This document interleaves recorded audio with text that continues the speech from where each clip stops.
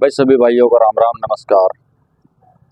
अभी देखो हमने अभी एक वीडियो देखी थी जिसमें एक महर्षि दयानंद जी का फॉलोवर्स है, वो बोल रहा है कि संत रामपाल जी महाराज खुद को पॉपुलर करने के लिए कुछ भी किसी भी हद तक जा सकते हैं और उनका ऐसा भी कोई उद्देश्य नहीं है। लेकिन मैं आपको एक चीज़ बताना चाहूँगा, संत रामपाल जी महाराज जो भी कार्य कर रहे हैं वो जनहित के लिए कर रहे हैं, जन कल्याण के लिए कर रहे हैं। जैसे देखो पहले क्या उनकी तो लगातार चलती रहती है, जैसे दहेज मुक्त शादियाँ करवाना, ब्लड डोनेशन कैंप लगाना, और जी ये अलग से नहीं लगाते हैं। जैसे उनके सत्संग का प्रोग्राम होता है तभी में ऐसी मुहिम चलाते हैं। और उन्होंने एक अन्नपूर्णा मुहिम चलाई है जिसमें गरीब लोगों को, असहाय लोगों के घर बनवा रहे हैं। और उसी के साथ साथ इन्होंने अभी जैसे आपको पता है कुछ समय पहले एक बाढ़ आ गई थी हरियाणा में और पंजाब में, वहाँ पे उन लोगों को पाइप दिए हैं। और ये आर्य समाजी बोल रहे हैं कि 10-20 हज़ार रुपए के पाइप आ जाएंगे। भाई 10-20 हज़ार रुपए के भी यदि आ जाते हैं तो आर्य समाज तो बहुत बड़ा है। हरियाणा में 70% आर्य समाजी थे, क्या मैं मिलकर ये सेवा नहीं कर सकते थे? आज संत रामपाल जी महाराज ने यदि ये काम कर दिया है तो आप लोग उनसे ईर्ष्या करने लग गए। और प्लस आप कह रहे हैं कि संत रामपाल जी महाराज को भला बुरा बोल भी रहे हैं और बोल रहे हैं कि महर्षि दयानंद जी ने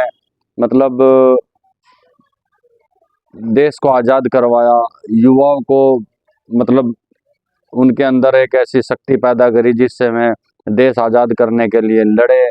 और महर्षि दयानंद जी भी इसमें ऐसा उन्होंने किया है। लेकिन ऐसा कुछ नहीं किया। अभी आपको हम वीडियो दिखाएंगे जिसमें प्रमाण के साथ दिखाएंगे। ऐसा नहीं है कि हवाबाजी करेंगे।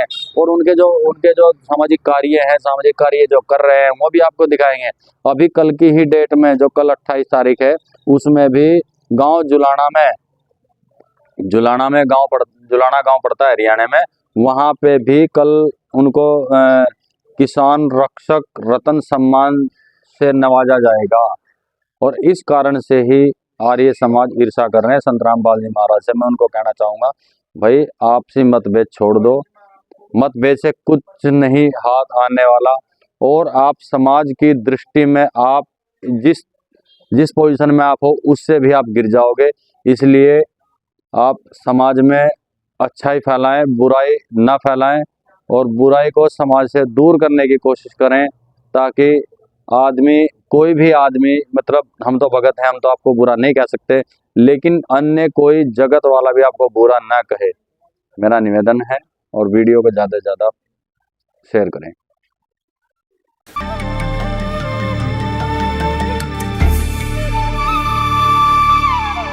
महाराज जी, हमने सुना है महर्षि दयानंद जी का सन 1857 के स्वतंत्रता संग्राम में बहुत बड़ा योगदान था। यही इस स्वतंत्रता संग्राम के मुख्य प्रेरणा स्रोत थे। आप जी के क्या विचार हैं? सन 1857 के स्वतंत्रता संग्राम में महर्षि दयानंद का कोई योगदान नहीं था। इनके अनुयायियों ने इसकी फोकट महिमा बना रखी थी।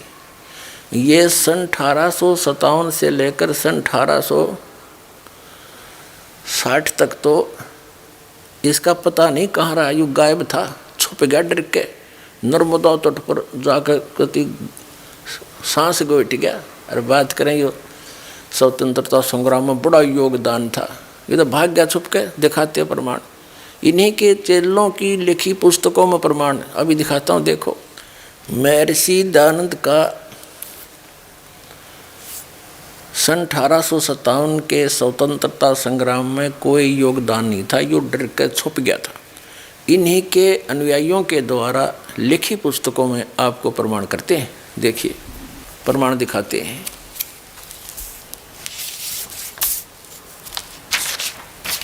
ये पुस्तक है नव जागरण के प्रोधा दयानंद सरस्वती। लेखक हैं डॉक्टर भवानीलाल भारतीय, MA PhD,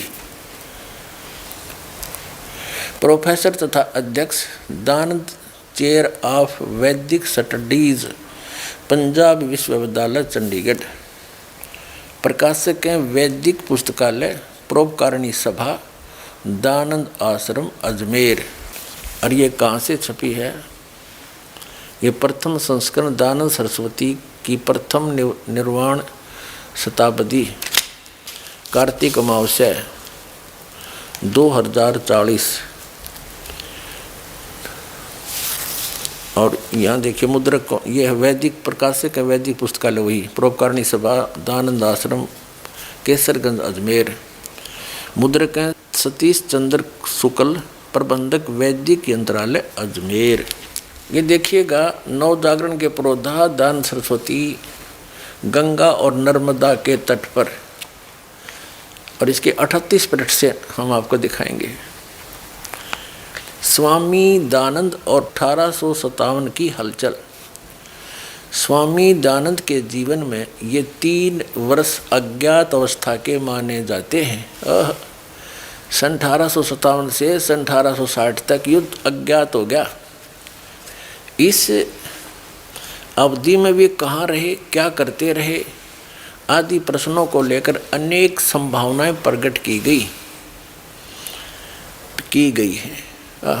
सर्वप्रथम हमारा राजस्थान पुस्तक के लेखक पृथ्वी सिंह मेहता विद्यालंकार ने इस संबंध में अपने विचार व्यक्त करते हुए कहा है, मार्च 1857 तक यह प्राय गंगा के साथ साथ गंगोत्री और बद्रीनाथ से बनारस तक गढ़वाल, रुहेलखंड, दोआब, काशी प्रदेश में घूमता रहा, जहाँ तक क्रांति की तैयारियाँ जनता में भीतर ही भीतर जोरों से की जा रही थी। 1856 के मई मास में वह नाना के घर कानपुर गया और आगे 5 मास तक कानपुर रहा। 1856 में इलाहाबाद के बीच ही चक्कर काटता रहा। फिर बनारस, मिर्ज़ापुर, चुनार होकर मार्च 1857 में जब क्रांति की तैयारियां लगभग पूरी हो चुकी थी और नाना साहेब सैकड़ों संदेशवाहक साधुओं, फकीरों आदि के रूप में पूर्व, पश्चिम, उत्तर, दक्षिण देश के हर कोने में क्रांति का संदेश लेकर रवाना हुए और स्वयं नाना साहेब और आजी मुल्ला भी क्रांति आरंभ करने की तारीख निश्चय कर उसकी सारी तैयारी अपनी आँखों से देख लेने को तीर्थ यात्रा करने निकले। तब दयानंद भी बनारस से मिर्ज़ापुर, चुनार होकर नर्मदा स्रोतों के लिए दक्षिण की ओर निकल पड़ा। अपने प्रारंभिक जीवन का परिचय देने के लिए दयानंद की स्वलिखित जीवनी में यहाँ आकर एकाएक अंत हो जाता है। आगे 3 साल क्रांति युद्ध के दिनों में वो कहाँ रहा और क्या करता रहा, इसकी कोई विगत उसने कभी नहीं दी। देख रहा हो बांग पिए पड़ा वहाँ पर नर्मदा के तट पर, नौकर भगवान खोजने के लिए निकला था, जंगलों में घुस गया तो मैं कितना संलिप्त ना हुआ हो। पर यह भी बात कोई मायने थोड़ी मायने नहीं रखती कि 3 साल वो रहा कहाँ, फिर खाक था वो क्रांतिकारी। देखिए यह कहना तो कठिन है कि क्रांति युद्ध का या उसके संगठन के प्रति उसका रुख क्या रहा और उसने भी उसमें कोई भाग लिया या नहीं, तो भी उनकी जीवन घटनाओं की तिथियों का जो संक्षिप्त सा विवरण ऊपर दिया गया है उससे यह बात तो स्पष्ट हो ही सकती है कि क्रांति की तैयारियों आदि से उसे निकट परिचय होने का अवसर अवश्य मिला। यह बात मान लेना आसान नहीं है कि दयानंद के सदृश भावना प्रवण और चेतनावान हृदय और मस्तिष्क का युवक उसके प्रभाव से अछूता रहा हो और उस युद्ध की सफलता विफलता की उस पर कोई प्रतिक्रिया न हुई हो। अतः उसकी उन 3 वर्षों के बारे में चुप्पी भी कम अर्थ भरी प्रतीत नहीं होती। देखा इब्नो कहे भाई यूँ भी ना मान सकते कि उसने ना बेरा हो के होने लग रहा देश में तैयारी हो रही है। नो तो उसने बेरा था जब छुपया, ये पता था तभी तो बाज गया कि सिर ना लट लग जा, गोली मार दे कोई, जा छुपया। इसको क्यों बड़ा क्रांतिकारी था, इसके चेला ने देख कितना महान बना रखा था मैं रिश्ता ने, देखियो ओहो हो हे भगवान, जब सारा कुछ इस हाथ में दे दिया इनने, झंडा झंडा दे गए, अरिसा बना रखा जब एक महापुरुष था तो यही था। इसकी जीवनी आप देख रहे थे क्या था। अब युद्धानंद जी अक्टूबर 1856 में बांग भी हुआ था। फिर 4-5 महीने भी वही घूमता रहा। मार्च के बाद तो दिखाई नहीं दिया 1857 मार्च के बाद। और जून 1857 में वो क्रांति यानी क्रांति आई थी, स्वतंत्रता संग्राम शुरू हुआ था। और 3 साल जमाकती न्यू हलियाना भी की जिक्र भी नहीं रहा। जब आया महर्षि जी निकल गया बाहर, लग गया प्रचार करने, यो प्रचार कर गया फिर वो बाहर महर्षि। अब आप जी को एक झलक इन सार्वदेशिक आर्य प्रतिनिधि सभा महर्षि दयानंद जी के चेलियां द्वारा छपवाई पुस्तक में प्रमाण करते हैं। देखिएगा, ये है श्रीमद् दयानंद प्रकाश, लेखक है स्वामी सत्यानंद, प्रकाशक है सार्वदेशिक आर्य प्रतिनिधि सभा 3/5 महर्षि दयानंद भवन, रामलीला मैदान, नई दिल्ली। और ये कहाँ से छपी है देखिएगा, ये वही प्रकाशक है 2002 में या छपी है, सन 2002 में। मुद्रक है Prince offsets, Pataudi house, Daryaganj, नई दिल्ली से। अब देखना, अब 36 पृष्ठ, छठे सर्ग का छठा सर्ग, श्रीमद् दयानंद प्रकाश, चैत्र 1914 में यानी मार्च 1857 में वहाँ से आगे चलकर स्वामी जी महाराज ने नर्मदा नदी का स्रोत देखने की लालसा से यात्रा आरंभ कर दी। उन्हें पता लग गया कि लठ बाजन वाला है स्वतंत्रता संग्राम का, खिसक गया नर्मदा को तटों पर। और आगे देखो ही नहीं कर कमलों से है। यहाँ देखना, ये 42 पृष्ठ पर श्रीमद् दयानंद प्रकाश 7वां सर्ग और 42 पृष्ठ पे इन्होंने जो 13वां गुरु बनाया वो है विरजानंद। एक स्पष्ट वक्ता, निष्कपट स्वभाव और सरल वृत्ति साधु थे। वे ज्ञान ध्यान में निमग्न रहने वाले अभ्यासी और उत्तम कोटि के दंडी स्वामी थे। ये शंकराचार्यों वाली ही परंपरा से संबंधित थे। और यो दयानंद भी दंडी स्वामी था, विरजानंद का चेला था। आगे देखो, इसी 42 पृष्ठ पे पढ़ रहे हैं हम। दंडी जी की आयु उस समय 81 वर्ष की थी, विरजानंद की। अच्छा, संवत 1914 की भारी सैनिक हलचल प्राय शांत हो गई थी। अब यतर ततर ही उसकी सुलगती हुई चिंगारियां दिखाई देती थी। और युग डर को भाज गया। फिर इसने तो सोची तू बार गार मरिया। अब देखो क्या बताते हैं कब चमका। फिर यू आके कार्तिक सुदी 2 1917 में स्वामी जी स्वामी दयानंद सरस्वती मथुरा में प्रविष्ट हुए।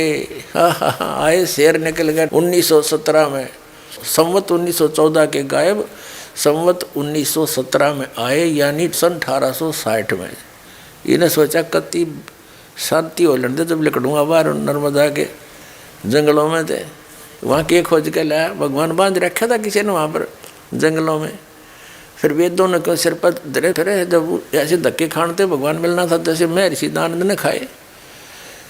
13 ज्ञानी गुरु करे और 13वां विरजानंद नेत्रहीन था। ये दंडी स्वामी था, विष्णु का उपासक था। ये हम 42 पृष्ठ पर पढ़ रहे हैं। वही श्रीमद् दयानंद प्रकाश 7वां सर्ग आ गया भी, वो छठा सर्ग था पहले।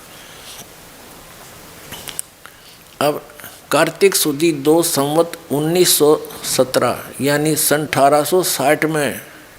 1917 तो विक्रमी संवत है, इसमें 57 कम कर दो। सन 1860 में आया, सन 1857 का भाग्य हुआ। 3 साल बाद से दर्शन दिखाए इसने। विक्रमी संवत 1917 को स्वामी दयानंद सरस्वती मथुरा में प्रविष्ट हुए और सीधे दंडी जी की अटालिका पर चढ़कर उसका द्वार खटखटाया, यानी उसके पास व्याकरण पढ़े। अब हम आते हैं, इसे सिद्ध हो गया कि यो स्वतंत्रता संग्राम में महर्षि दयानंद का कोई योगदान नहीं था। इसके झूठी फोकट महिमा बना रखी थी। अब हम फिर आते हैं, ये वही पुस्तक नवजागरण के प्रोधा दयानंद सरस्वती के लेखक ये हैं भवानीलाल भारतीय PhD ये, और प्रकाशक ये हैं इनके, मुद्रक ये। अब हम इसके यहाँ आते हैं, ये देखिएगा 41वां पृष्ठ 41, और गंगा और नर्मदा तट पर ये इसका प्रसंग है। यहाँ आगे सन 1857 के विप्लव के अंतिम रूप से विफल हो जाने के लगभग 2 वर्ष पश्चात, 1857 के गदर स्वतंत्रता संग्राम को जो विफल हो लिया था, कति विफल हो जाने के लगभग 2 वर्ष पश्चात, 2 वर्ष बाद स्वामी दयानंद सन 1860 में 3 साल बाद विरजानंद की पाठशाला में आए। ठीक है, मैं पक्का कर दूंगा इसका काम, देखते जाओ। अभी आपने 41 पृष्ठ पढ़ा, इसी पुस्तक का अब 42 पढ़ते हैं। नव जागरण के प्रोधा स्वामी दयानंद सरस्वती, वही गंगा और नर्मदा तट। यहाँ देखो क्या लिखा है कि पंडित जयचंद्र विद्यालंकार की एतद विषयक अन्य उपपत्तियों तो आशय अनुश्रुतियों अथवा अनुमानों पर ही आश्रित है। ऊपर जो किसी ने लिपापोती करने की कोशिश की है, बड़ा क्रांतिकारी थे, 1857 के युद्ध में बड़ा दान था, तो ये लेखक कह रहा है कि यह उसकी अपनी कपोल कल्पित थी, सच्चाई नहीं थी। देखिए कि अथवा अनुमानों पर ही आश्रित है। यथा उन्होंने बनारस के उदासी मठ के सतस्वरूप शास्त्री के कथन को उद्धृत करते हुए लिखा है कि साधु संप्रदाय में तो बार बार ये अनुश्रुति चली आती है। दयानंद ने 1857 के संघर्ष में महत्वपूर्ण भाग लिया था। ये पुस्तक का लेखक भी आर्य समाजी है, और ये पहले किसी ने बीच बीच में वैसे बकवाद गढ़ दी, उसका 1857 में बड़ा योगदान था, उसने कैंसिल कर रहा खुद अपने कलम से कि या तो बकवाद थी उनकी। देखिए कि दयानंद ने 1857 के संघर्ष में महत्वपूर्ण भाग लिया था, परंतु इस अनुश्रुति का आधार क्या है इसे आज तक कोई नहीं बता सका। सत्यार प्रकाश के, ये तो अलग बात है। अब यहाँ देखो 43 में, 43 पृष्ठ पे हम वहीं आगे हैं। किंतु कालांतर में उनके मध्य कोटि में रखे गए अनुमानों के आधार पर कुछ पूर्वग्राही और कल्पना प्रिय लेखकों ने मन प्रसूत यानी मन की उपज के आधारों और मिथ्या प्रसंगों की अवतारणा कर यह सिद्ध करने का असफल प्रयास किया है कि दयानंद ही 1857 की क्रांति के मूल प्रेरणा थे, प्रेरणता, प्रसोता तथा सूत्रधार थे। अब देखो कमाल कर दिया, बंदी छोड़ दया हो तेरी। इन्हीं के आर्य समाजिया ने खंडन कर रखा है कि बकवाद करा करते, तो इन्हों का मौर्य सिद्धांत का बड़ा योगदान था, वही मुख्य प्रेरणा स्रोत थे 1857 के युद्ध के, यानी स्वतंत्रता संग्राम के। ये खुद कह रहा है, ये बकवाद थी इनकी। ये देखो कहते हैं इनके मन प्रसूत आया, मन की उपज के आधारों से इन्होंने मिथ्या प्रसंगों के अवतारण कर यह सिद्ध करने का असफल प्रयास किया है कि दयानंद ही 1857 की क्रांति के मूल प्रेरणता, प्रसूतता तथा सूत्र आधार थे। अपने कल्पना विलास को उन्होंने सीमातीत रूप से विशद और व्यापक कर दिया, जिसका कोई और छोर भी नहीं है।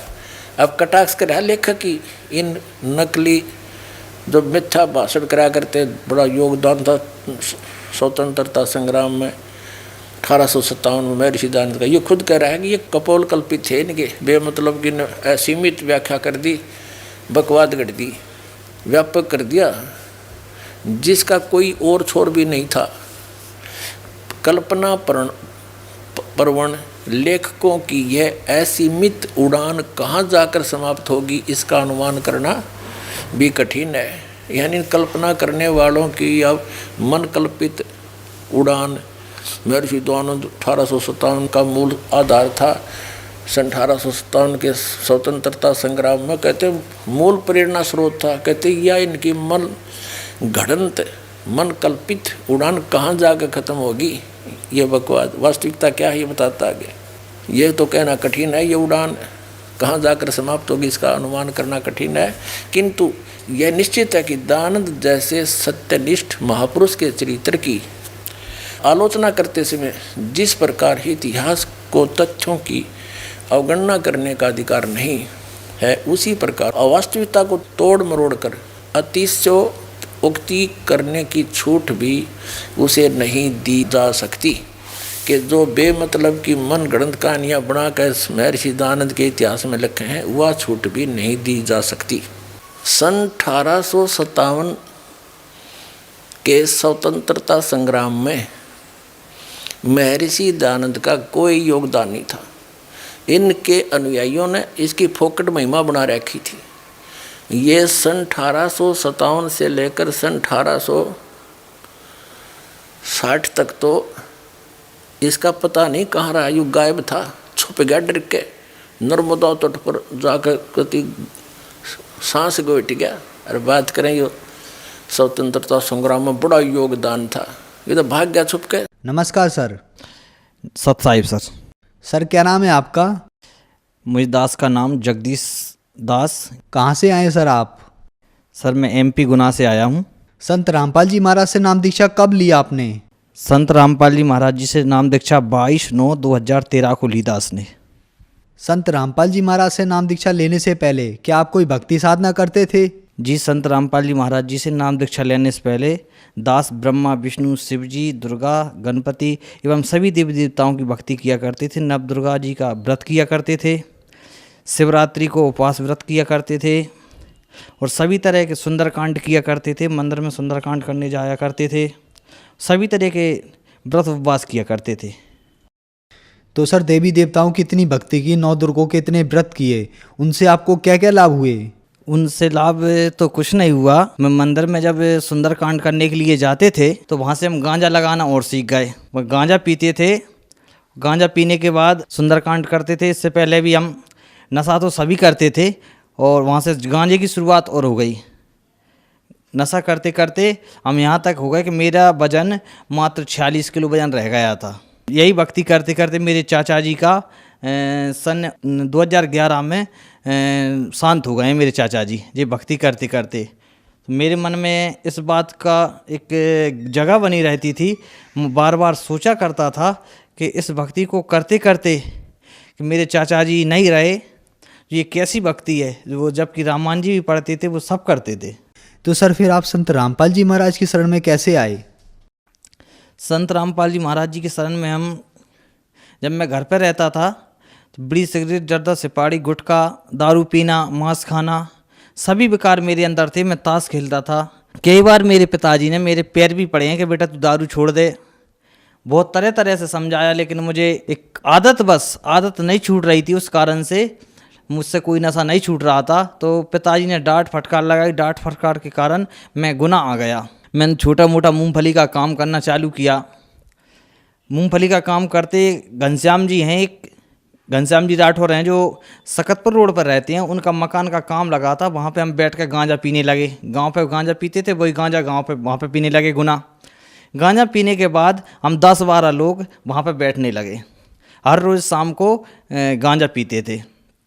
एक रोज़ एक जय गुरुदेव वाले भैया हैं जिनका नाम दयाराम ओझा है, जो छावनी गुना में रहते हैं।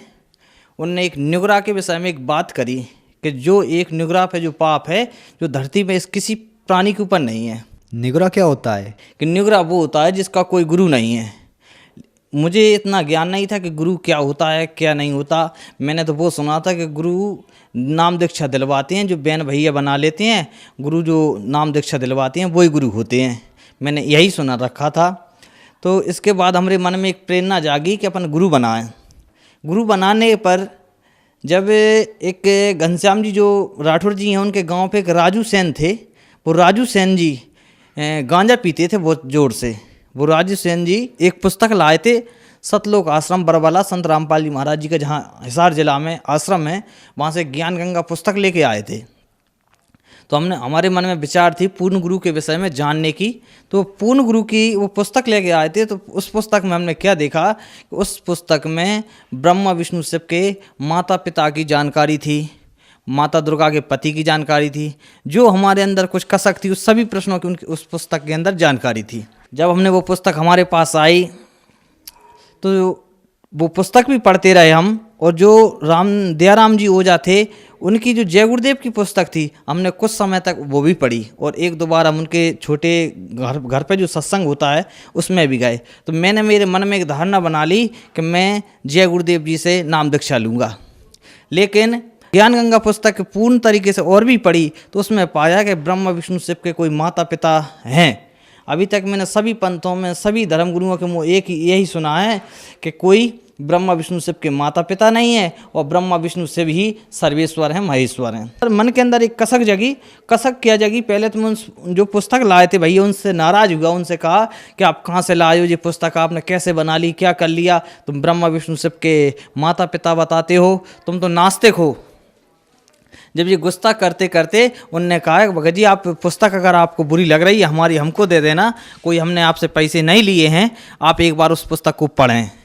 तो जो घनश्याम जी थे वो और हम एक रोज़ ज्ञान गंगा पुस्तक पढ़ रहे थे, इतने में एक पीछे से गाय आई। जो पानी के लिए एक टैंक था, जो लेटरिन का टैंक था, उस लेटरिन के टैंक में गाय गिर जाती है। उसके दोनों साइड पट्टी रखी हुई थी। वहाँ पे कोई भाई नहीं थे, कोई कम जनता थी। तो हमने मन में एक सोच आया, विचार आया कि ऐसा ना हो जो गाय मर जाए जब नीचे ऊपर जा रही है, ऐसा ना हो कि कल अगर हम कहेंगे कि गाय अपने आप गिरी है तो कोई नहीं मानेगा, सब यही कहेंगे कि इन लोगों ने गाय को भगाया होगा तो इसलिए गाय गिर गई, तो हम परेशान हो जाएंगे। बहुत ज़्यादा हम परेशान हो गए। तो जो घनश्याम जी राठौर जी थे वो तो भाइयों के लिए लिवाने के लिए चले गए कि इस गाय को उठाना है, और मैं ये सोचने लगा कि ये गाय नीचे ऊपर जा रही है, इसका क्या होगा। तो मुझे अचानक से ज्ञान गंगा पर मेरी नज़र पड़ती है, और ज्ञान गंगा के पहले पेज पे ही संत रामपाल जी महाराज जी का फोटो आता है। उस फोटो को देखकर मैं प्रार्थना करता हूँ कि हे संत रामपाल जी महाराज, मैंने सुना है कि आप परमात्मा के अवतार हैं। आज जो इस ये गाय गिर गई है, हम पर इतनी कृपा बख्शो कि इस गाय ना मरे, नहीं हम पे ये दुनिया वाले गौ हत्यारा कहेंगे। तो इतना सोचते ही मेरे मन में एक विचार आता है, एक झनकार सी आती है मेरे कान में कि इस चेरी को इस गाय के नीचे लगा दो और इस चेरी पर बैठ जाओ, जो बांस की होती है। मैंने उस गाय के नीचे उस चेरी को लगाया और एक साइड से मैं बैठ गया तो गाय वो पानी में अथफर हो गई और वो नीचे ऊपर जाना उसका बंद हो गया। इतने में जो घनश्याम जी आ गए, फिर हमने उस गाय को निकाल लिया काफ़ी परेशान होने के बाद। तो मेरे मन में एक ये विचार बन गया कि संत रामपाल जी महाराज जी पूर्ण संत हैं, क्योंकि ब्रह्मा विष्णु शिव का जो उन्होंने पता बताया था जो ज्ञान गंगा पुस्तक के अंदर, मैंने शिव पुराण के अंदर भी मिलाया, श्रीमद् देवी भागवत जी के अंदर भी मिलाया। तो इस कारण से मेरे अंदर विचार बन गया कि हाँ, संत रामपाल जी महाराज पूर्ण संत हैं। कुछ दिन बाद हम विचार बनाते हैं बरवाला संत रामपाल जी महाराज जी के बरवाला आश्रम जाने की, जो हिसार जिला में हैं। वहाँ पे हम जाते हैं, नाम दीक्षा ले ली। तो सर, संत रामपाल जी महाराज से नाम दीक्षा लेने के बाद हमने बहुत से संत रामपाल जी महाराज के शिष्यों से सुना है कि उन्हें बहुत से लाभ प्राप्त होते हैं। तो क्या आपको भी कोई लाभ प्राप्त हुए? मुझे सबसे बड़ा लाभ तो ये मिला, पहली बात तो मेरे जो 5 नशा थे वो पूरी तरीके से नशा छूट गए हैं। उस समय मेरा 46 किलो वजन था, आज परमात्मा की दया से मैं हष्ट पुष्ट हूँ। आज मुझे कोई परेशानी नहीं होती। उस समय मैं बैठता तो मेरी दोनों आंखें मुछ जाती थी, आज मुझे कोई थकावट महसूस नहीं होती। पहला लाभ तो ये हुआ। दूसरा लाभ ये हुआ, सर मेरे हृदय में जहाँ पे कुछ दर्द उठता था तो अब वो दर्द भी नहीं उठता, दर्द भी पूरी तरीके से साफ है। पत्नी है, उन पत्नी के लिए ज़्यादा तबीयत ख़राब रहती थी, सोती रहती थी, कुछ भूत प्रीत का चक्कर भी था। तो हमने नाम दीक्षा लेने के बाद मालिक के जहाँ पे प्रार्थना लगवाई फ़ोन पे कि मालिक जी ऐसी ऐसी प्रार्थना रहती है, तो उन्होंने बताया कि पत्नी के लिए नाम उपदेश दिलवाएँ। तो हमने पत्नी के लिए नाम उपदेश दिलवाया। उस दिन से वो भी पूर्ण तरीके से ठीक हैं और हमें भी बहुत सारे लाभ हुए और मालिक का आज ज्ञान से परिचित हो गए हैं। सर, आपने बताया कि आप संत रामपाल जी महाराज की शरण में आए और आपका नशा छूट गया। आज पूरे विश्व में नशा बुरे तरीके से फैला हुआ है और सरकारें, एनजीओस और बहुत सारी संस्थाएं इस नशे को छुड़वाने के लिए बहुत से प्रयास करते हैं, लेकिन ऐसा नहीं हो पा रहा है। संत रामपाल जी से आपको ऐसी कौन सी दवाई मिली जिससे आपका नशा छूट गया? जी सर, जब मैं सुंदरकांड में जाता था उसमें बोला जाता था, गम्मत होती थी, गम्मत में सुना था मैंने, कहा करते थे कि सदा भवानी दायनी सन्मुख रहें गणेश, 5 देव रक्षा करें ब्रह्मा विष्णु महेश। सर तो मुझे 5 देव का नाम तो सुना था मुझे, लेकिन 3 देव सुनने में आते थे कि ब्रह्मा विष्णु महेश। लेकिन संत रामपाल जी महाराज जी से दीक्षा लेने के बाद मैंने पाया है कि 5 देव उनने बताए हैं कि जो 5 देव अपने शरीर में वास कर रहे हैं, किसी अन्य चीज़ में नहीं है। जहाँ जीव है शरीर में, वहाँ 5 देव वास कर रहे हैं। एक चीज़ और सुनी थी मैंने, जो रामायण जी के अंदर एक चौपाई आती है जो हर समय हिंदू भाई बोलते हैं, सब भाई बोलते हैं, मंगल भवने अमंगल हारी, द्रवहंस दशरथ अजर बिहारी।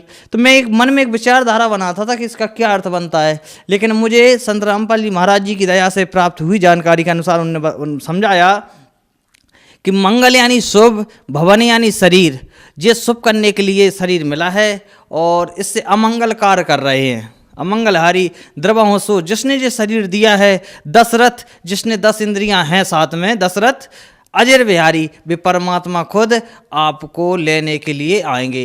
इस शरीर को शुद्ध रखें, जबकि हम भक्ति भी करते थे, इस शरीर को हमने शुद्ध भी नहीं रखा था।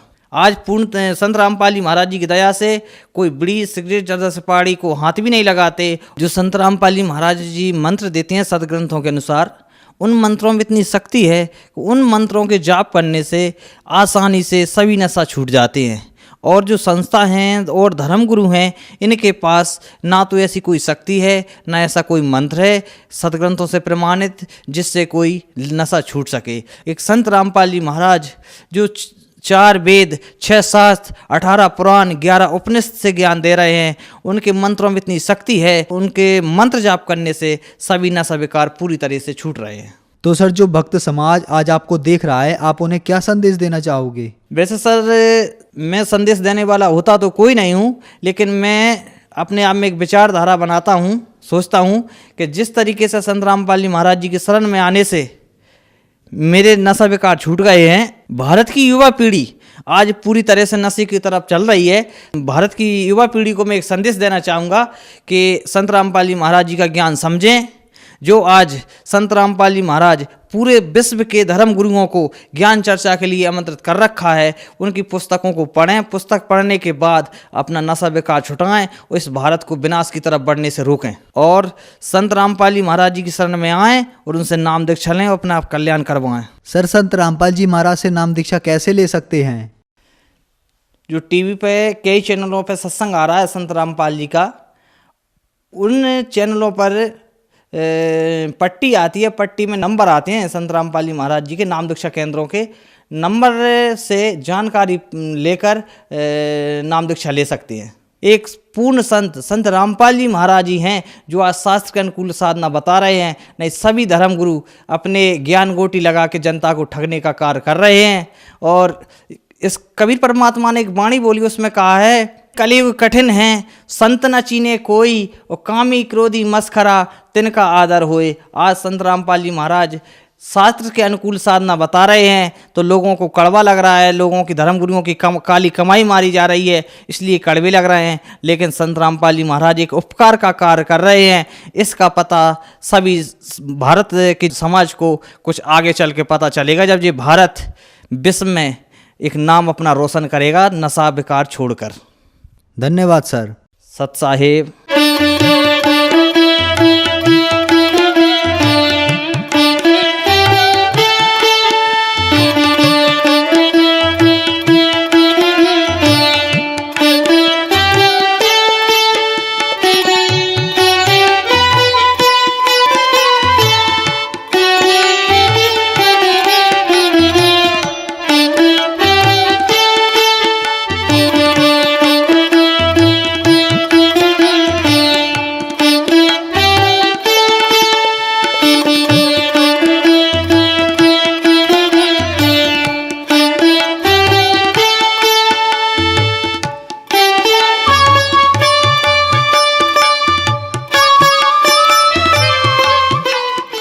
आप सुन रहे थे जगत गुरु तत्वदर्शी संत रामपाल जी महाराज जी के मंगल प्रवचन। अधिक जानकारी के लिए विजिट कीजिए हमारी वेबसाइट www.jagatgururampalji.org।